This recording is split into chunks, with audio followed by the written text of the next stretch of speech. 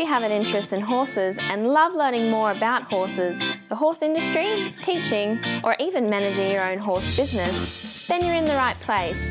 We would love you to join us on our mission, which is to improve the lives of horses around the world through the education of riders, handlers, and trainers. So get comfortable, listen in, and enjoy.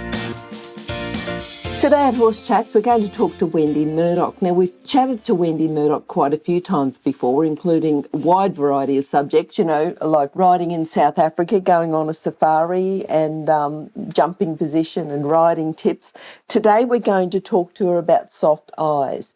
Now, when I saw the article on her website, I thought it was about horses. So when we talk about horses with soft eyes, we think about them blinking, often associated with a bit of chewing as well, and that bit of a change of attitude. So today we're going to talk about initially the rider's soft eyes. But before we do that, I'd just like to remind you that today's chat's been brought to you by International Horse College. The vision is to have a world where people safely appreciate, respect and enjoy their horses, and the horses appreciate, respect and enjoy their people. Have a look now at internationalhorsecollege.com. Just go to the website, internationalhorsecollege.com. Actually, don't have a look now. Listen to this podcast and then have a look. Wendy, how are you today? I'm great. Thanks for having me back. Wendy, we're talking about soft eyes. I had a look on your website, just going through, because you've got quite a few articles there. And we always link at the bottom of your page. We always link to your website anyway. But tell us the background or the history of the, soft eyes, hard eyes concept. Well, yeah, you might remember that I apprenticed with Sally Swift back in 1992. Yes. And in her book, Centered Riding, she's the one who coined the phrase soft eyes and really started talking about that and teaching that for riders. And then, of course, there's always that comparison between the horses and the people. And I think that soft eyes is one of those things that we can think about from both perspectives, that of the horse and that of the rider. But Sally was basically looking at the difference. And when we think about vision, we can have very focused vision or we can have what's called peripheral vision. And with peripheral vision, that's when you're driving down the road and you see the kangaroo on the side of the road, even though it's dark and you're looking straight ahead. You see it out of the corner of your eye. And so when we expand our vision or allow ourselves to use that peripheral vision, we take in a much broader and bigger scope and pick up things on the periphery that are subtle, but it softens so much in our nervous system when we look at things from that more global perspective rather than, when you're working on the computer, you're staring at the screen and, when you get done, I don't know about you, but I'll be on my computer for up to 6 hours at a time and you get done and your eyes are all fuzzy and you can't focus when you look out because you've been using a different part of your eye. You've been focusing and kind of, you can use soft eyes at the computer, but the tendency is we tend to kind of focus in and tense a little bit and do what Sally would have called hard eyes, which is sort of an intensity of focus. And it's not that, there's times to have that kind of focus. When we're learning something, that's a natural thing to do. We tend to hold our breath a little bit. We tend to tense our eyes a little bit. We tend to focus because we're trying to figure something out and trying to get that detail. But it's really important to then go back and think about looking at things from a larger visual perspective. So, the concept of soft eyes has been around. Sally's book's been out since 1985, I think.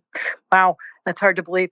The concept's been around a long time. I've played with it and kind of used the concept in some slightly different ways and come up with some cool things for people to kind of practice that, and also in recognizing that same perspective for horses.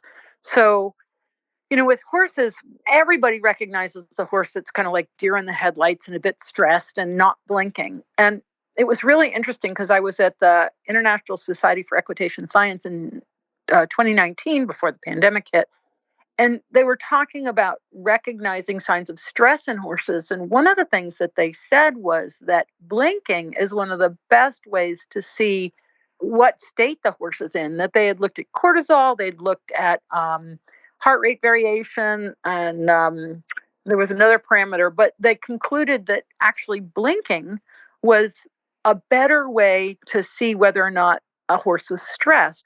And this is something we see with Surefoot all the time. When the horses stand on the pads, you'll see the eyes soften, you'll see blinking increase, but you'll see deep blinking where the horses close their eyes very slowly and kind of pause for a second and then open them again.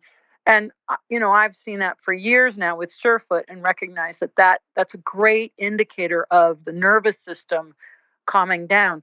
So this idea of soft eyes we can use whether that's a cat, a dog, a horse. I don't know if you're familiar with Sharon Wilsey's horse speak.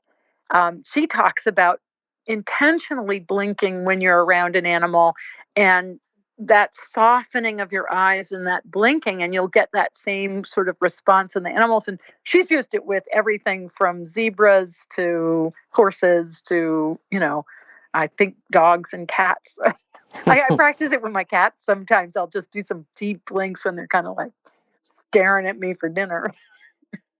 So if I was going to say, right, soft eyes, just saying difference between them, if we're just focusing on the eyes here, just the soft eyes, the blinking, but hard eyes might be a bit almost like a startled horse, without the blinking. So can you just differentiate it if you say soft eyes blink more, hard eyes don't, or is it a bit deeper than that?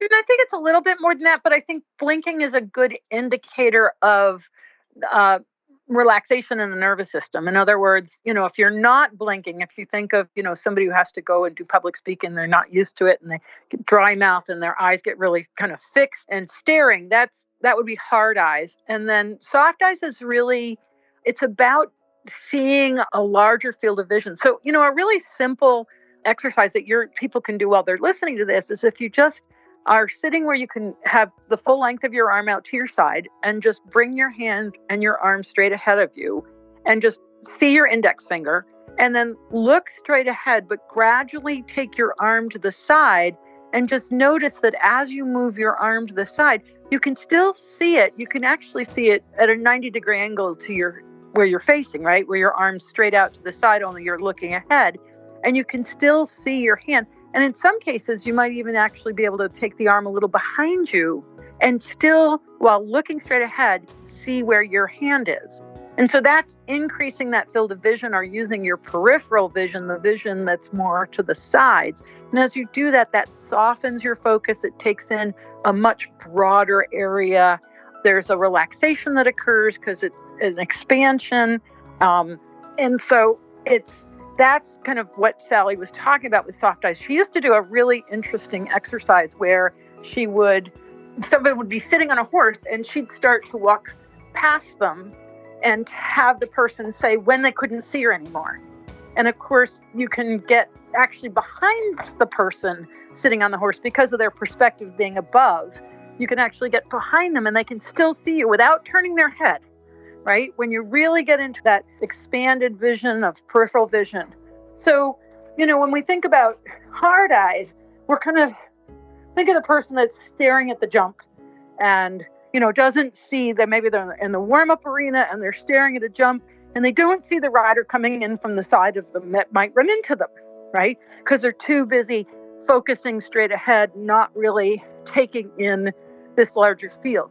I mean, we use soft eyes all the time, hopefully, when we drive our cars in traffic, because if you're not kind of taking in the other vehicles in the other lanes, somebody could run into you. But that's a great place to practice it, by the way, is driving your car in traffic. Yeah.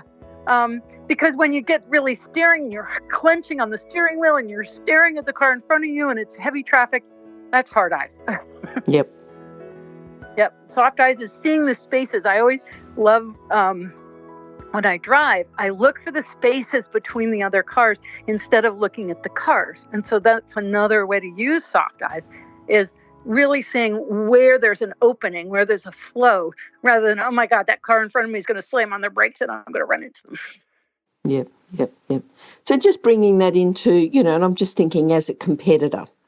So as a competitor, there's often a lot of people riding everywhere, and you get beginner competitors, not necessarily beginner riders, but people who haven't been in the warm-up arena, and they haven't been there. They haven't been there before. They're not used to it, and they're just so focused. I suppose they're a bit worried about the competition and focused on the competition. whereas more experienced competitors are just fine. You just ride around and everyone keeps out of everyone's way. But as soon as you get a less experienced, it's almost like the bigger shows are easier for the warm-up. But, as soon as you get the smaller shows where people are going for their first competition, it becomes a bit of a nightmare in the warm-up arena. Exactly. It's kind of like, driving with a bunch of learner drivers versus driving with a bunch of experienced drivers. And in a way, it's the same kind of thing, because the experienced driver knows how to handle the car, knows how to look ahead, knows how to look for the spaces, whereas the inexperienced driver is worried about, where do I put my foot on the brake? How do I steer? When do I put on my blinker? They're worried about all these things that, as we have more practice and experience, we do it automatically and we don't have to think about it. So you're absolutely right that the person who's not used to the warm-up arena, it's tough. It's tough if it's a really busy show. And you have a bunch of people that are kind of inexperienced because they don't have the comfort and the skill level of being able to look around to see the bigger picture. They're just kind of worried about, is my horse okay? Am I okay? Am I breathing? So it sounds like we need soft eyes sometimes, but we need hard eyes sometimes. Yeah, I think there's a place for hard eyes. And some people might disagree with me on that, but, we have it for a reason. Yep. So I always think, when I go back to my Feldenkrais experience, it's, you have all these options. You have an option to be hard with your eyes. You have an option to be soft. And the question is, what do you need now? Mm-hmm. So if you try to not do it, and this is where I see people get in trouble. And I've seen it with breathing, and breathing and eyes are related, right? These things are all related. But, I'll see somebody who's trying to learn something new and they're kind of staring at it. They're working really hard and they're not breathing. And then somebody yells at them to breathe. Well, they're trying really hard. And so when you yell at them to not be hard eyes or not hold their breath, that it only makes it worse because they're still trying to figure it out. So that's a natural reaction of the body when we're focusing on something or learning something new or trying to do something in detail. We tend to get a bit over focused. But one of the things we can do there is recognize it, accept it, go, wow, okay, I'm in this process. This is fine. This is the state I'm in right now. And then as we get more experienced and we start to develop the movement patterns or the habit patterns, and it becomes a little more unconscious, we'll start to notice, oh, wow, I don't have to crouch down and peer at the thing while I'm trying to figure out how to put my bridle back together because I took it apart for the first time. I can kind of go, oh, yeah, I buckle this to this and this to this. And then we notice how the breathing comes in, and we notice how the eyes soften, and we notice how, driving the car example, you can have the radio on and you're not going to worry about killing yourself because it's too distracting, right? So as we develop these habits, it's important to notice, wow, my breathing's easier. I'm not holding my breath as much. My eyes are softening. I can see more of the environment around me. And it's all part in the natural process of learning. So when I see people get real hard on themselves about doing something and then, I shouldn't have done that. It's no, you're in that stage. Just be kind to yourself. Go, okay, this is the stage I'm in. And now what can I do to help make this easier or simpler or better?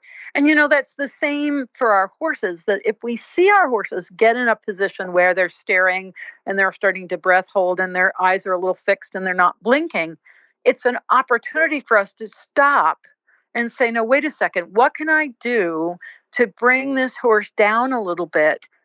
Because I've noticed that he's not blinking. I've noticed that he's holding his breath. I've noticed that there's a little more tension in his body or his legs are a little bit stiffer. That's a warning sign. And if I can pick up on that warning sign and go, wait a second, even though he looks calm, he's not blinking, then I can avoid a bigger situation, a way that the horse has to express in a louder way, I'm not okay, right? So when we start to pick up on these things and recognize, well, my horse is not blinking, it's wait a second, what's going on? And look and check in our environment. Is there something in the environment that's got him? Oh, yeah, he's staring at that vehicle over there that he hasn't seen before, and it's coming toward him. He's a little worried. So what can I do? Well, the first thing I can do is take a breath and actually blink my eyes a little bit because I'm standing next to him. And that will already impart some reassurance to my horse that, okay, I'm not steering, I'm okay. Can you be okay? And then what action do we need to take to help that horse feel safer so that we can watch and see, oh, he's blinking, his eyes have softened, his neck is lowered, oh, there's this breathing. So, what? I find that there's so many analogies. Yes, horses process information differently than we do, right? And yes, we can make associations of things. We can go, that's a truck and that's a truck and that's a truck, even though they all look totally different. Horses don't have that capacity. But we both have the capacity to recognize, am I safe? Do I feel safe? And so our nervous system alerts us to these things by hard eyes, by holding our breath, and also the same for the horse. And so when we start to recognize, wow, I'm feeling a little tense. What's my horse? Oh, look, he is too. How can we together calm ourselves a little bit so we feel a little safer so that he can relax? He sees me model that behavior, blinking, purposefully taking a breath, you know, softening my mouth, making sure I'm not dry. And then that actually, they pick up on that. That's the coolest thing, whether you're in the saddle or holding on to them, they pick up on that stuff. They get it much faster than we do. Yep.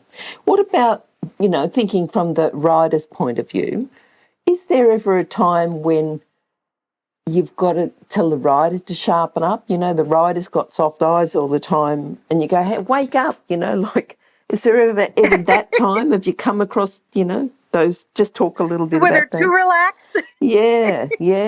There are some people that are naturally quite laid back. Mm-hmm. And, if they're going to go into a competition, they might need to brighten up a little bit. But I think what we're talking about here is the difference between unfocused and focused, And so you have hard eyes, this is like too focused, it's staring, it's hard.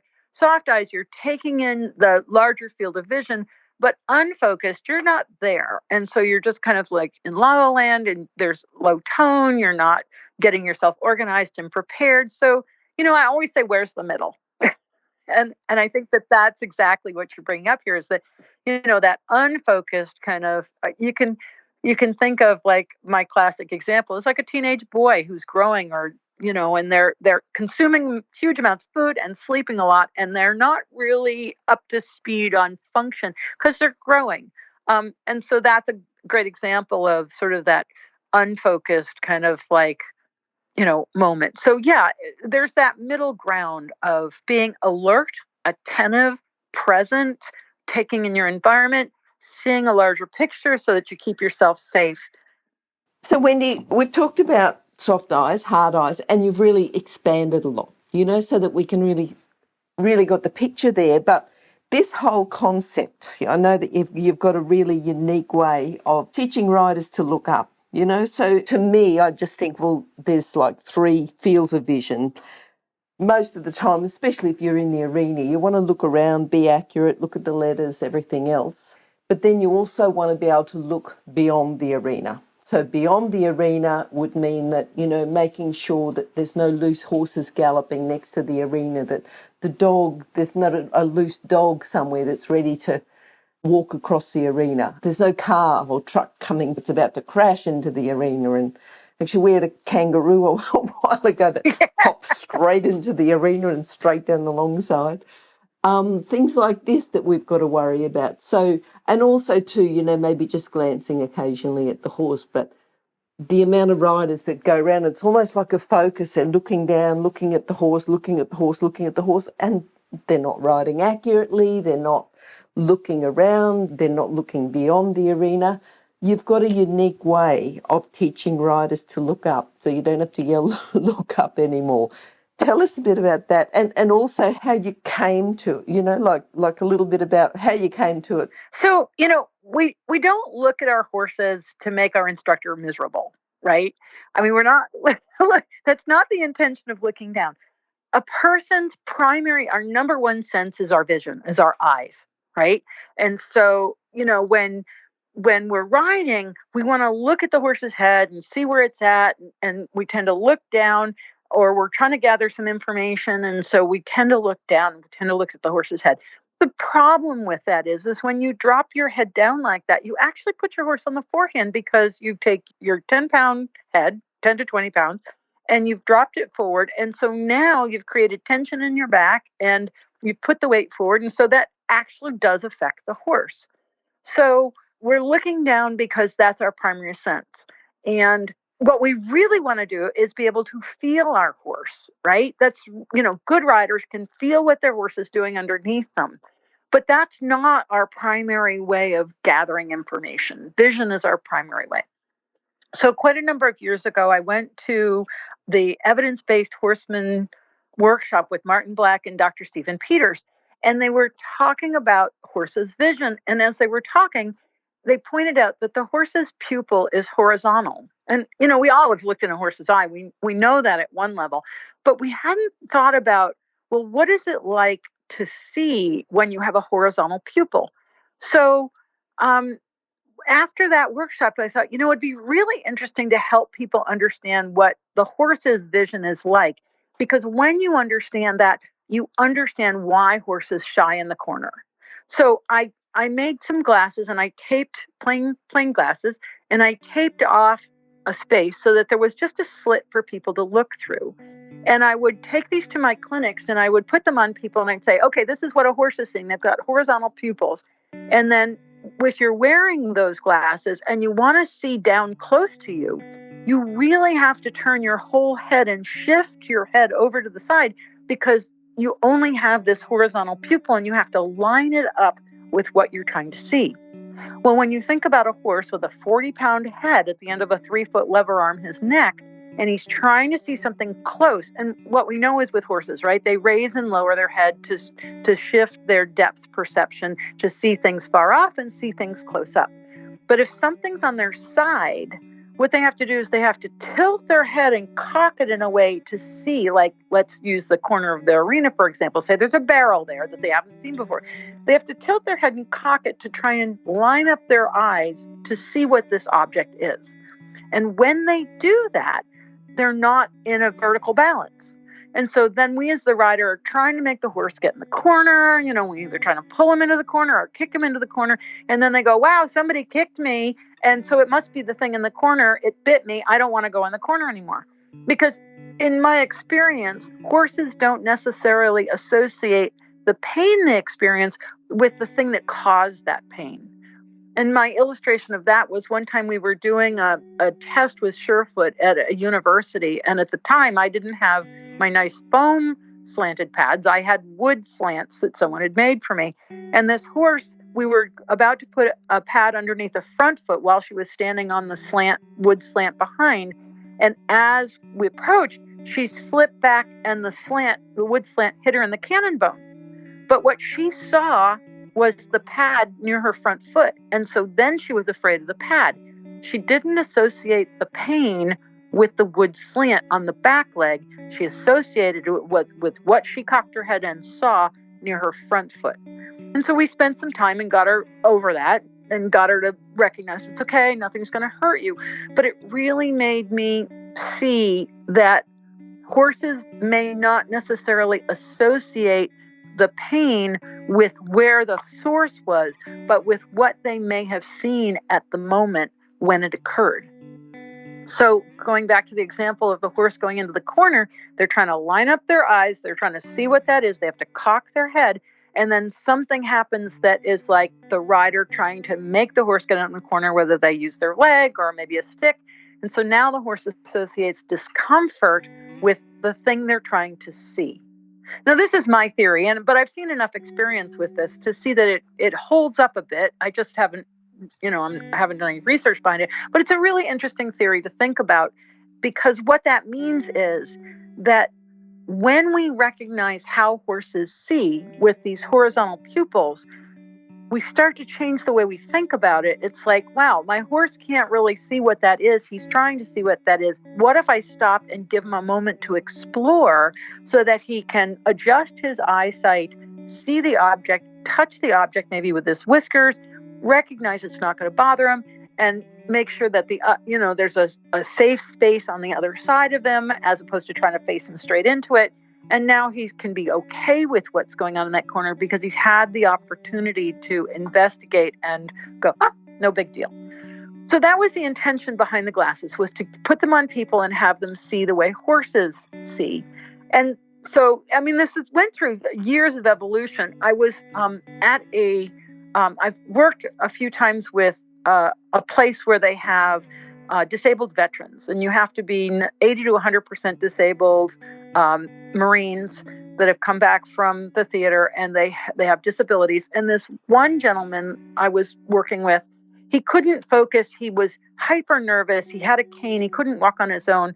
And I was like, well, that's really interesting.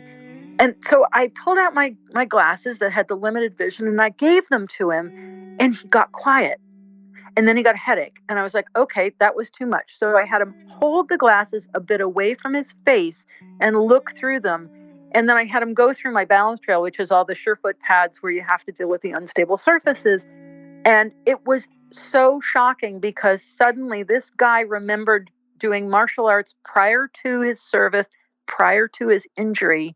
And the next thing we knew, he was able to focus. He was able to sit and talk to us. He didn't need his cane. He wore the glasses to help limit his field of vision. And it was like a transformation in minutes. And it blew me away. I mean, completely blew me away. So now I had this experience with this limiting field. So then I kept working on this idea. And if we finally, I started using it with riders and watching horses come into balance when I limited the rider's field of vision, when I made it so that looking down no longer had value because if they looked down, they couldn't see anything. The rider sat up more in balance and the horses came up in balance. They could come up through the withers and they came off the forehand and they went round and all kinds of crazy things. So it took us a few years, but we finally have gotten this little project of mine into production. We call it Lookup Glasses. They are available in Australia through our Surefoot reseller over there, Joe Watman, and they're available in the United States. And they're just a simple pair of glasses, but they limit that vision. And because vision is our primary, by just limiting it, the rider has to look through the slit to the glasses. They have to look ahead, especially in jumping. And suddenly, things come into balance. The horse can come up. And you're not yelling, look up at the rider all the time, who's not trying to make your life miserable. They're just doing that to try and gather information. That's wonderful. I think your open-mindedness and your ability to think, right, I'll experiment a bit with this. What you said about the veteran. It's people like you that just keep improving the horse world. Keep improving. I'll try this and I'll try that. And I think so long as we keep things safe, I think, if all instructors had your ability to just say, let's try this and let's try that, then I think that's part of just improving as a coach, improving as an instructor, going out, listening to other coaches, seeing what they do and just playing around and experimenting and taking it from the horse's point of view. I think that's really important. Well, you're right. Safety is the first thing, right? I'm always like, I always tell people if you need to take the glasses off, just chuck them off, right? I mean, safety's always first. And then it's, when I watch students, they get so caught up, and maybe this is a hard eyes thing. They get caught up in trying to do exactly what the trainers told them to do, but in trying so hard, they're not feeling their horse. They're not really with their horse because they're trying to kind of put themselves into a shape or a box that they think is the thing they're supposed to do. And if we could just allow riders to have a little more latitude to experiment. And that's what I'm always telling my riders, look, go back and forth between the old place and the new place. Don't take my word for it. I'm just giving you a possibility. I'm just providing you with an experiment.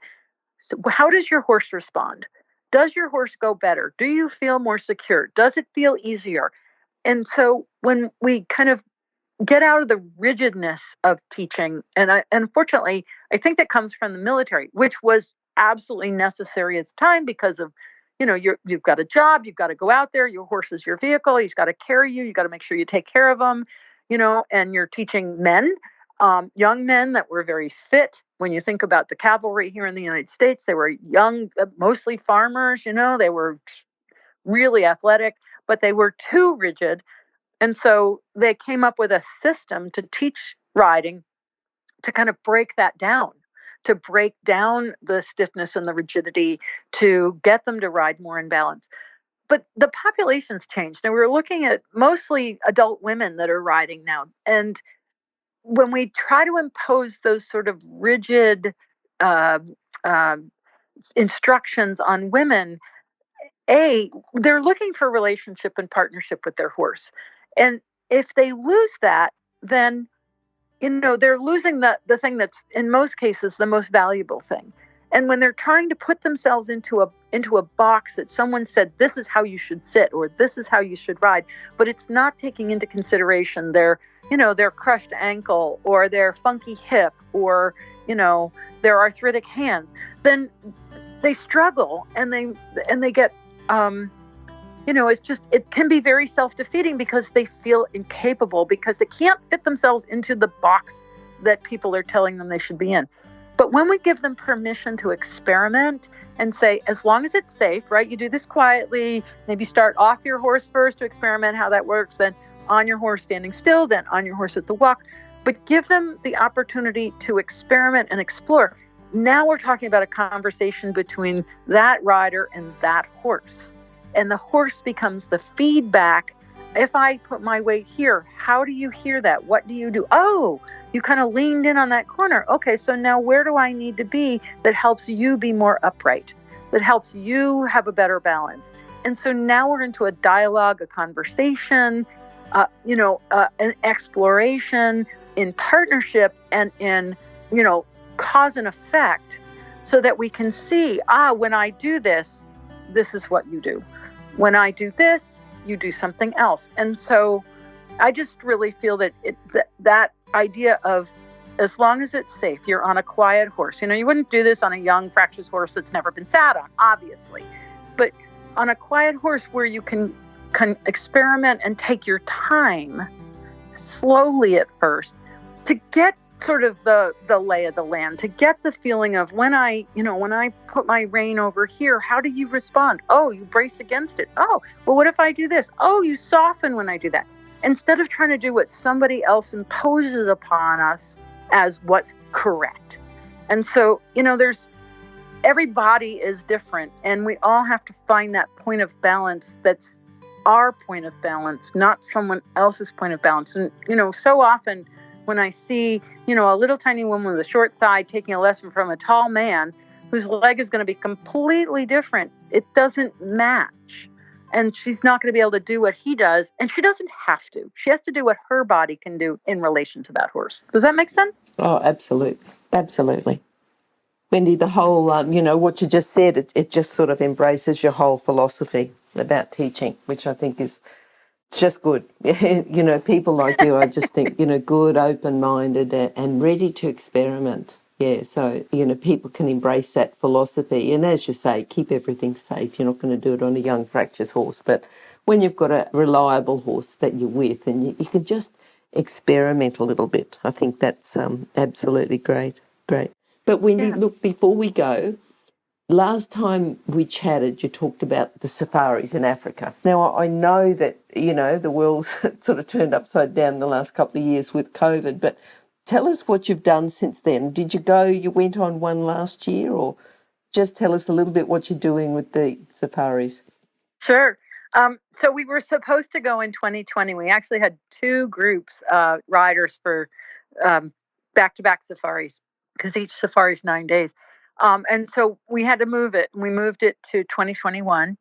And, everybody was so worried about COVID, but I have to say, we went to Kenya, we went to the Masai Mara, and they really had it organized. You would go online, you'd fill out your paperwork, you'd get your PCR test, you get your QR code, so there's a little bit more paperwork, but when you got there, they scanned it and everything. And to exit, we did our tests in camp and it was all organized. So I have to say that as concerned as we were about COVID here in the United States, when I got to Kenya, I was like, wow, tourism is their primary over there. And so if they lose tourism, it was a huge impact on the economy. So they have it down. And so we'll be going back in 2023. And what was so amazing about this trip, because the tourism had decreased, the game has come back even more. And the land that we ride on is owned by Maasai. You don't have to ride. You can also go in the vehicle, which is incredible because photographic safari was absolutely amazing. Because I kind of split because I love doing the photographic and I like riding. Um, but what happened was, so the outfitters commit to paying the Maasai a certain amount of money every year for the privilege of camping on their land. And because the tourism was down, they made an arrangement with the Maasai that they could increase the size of their herds of cattle that they graze on this land. And they do rotational grazing now. So it's really actually benefited the land. You know how good rotational grazing is. And it's managed very well. And if a lion kills a calf or something like that, the Maasai are compensated so that there's no animosity toward the game. And so we saw a lion every single day. We saw cubs and male. We saw like a group of 3 males, another group of 2 male lions with big manes. And we saw 3 different cheetah moms with cubs, which was amazing. And we actually saw a leopard in the daylight, and we watched this leopard. She hung out in a tree, and then she came down, and she went into a warthog hole. And so we saw such amazing cat sightings. It was incredible. And then, of course, there's the elephants and the zebras and the giraffe. And so on the second safari, because we did the 2 groups, we got some rain, and it's a mobile tented camp. So we're in lovely stand-up tents. It's glamping. It is not camping. I don't camp, I glamp.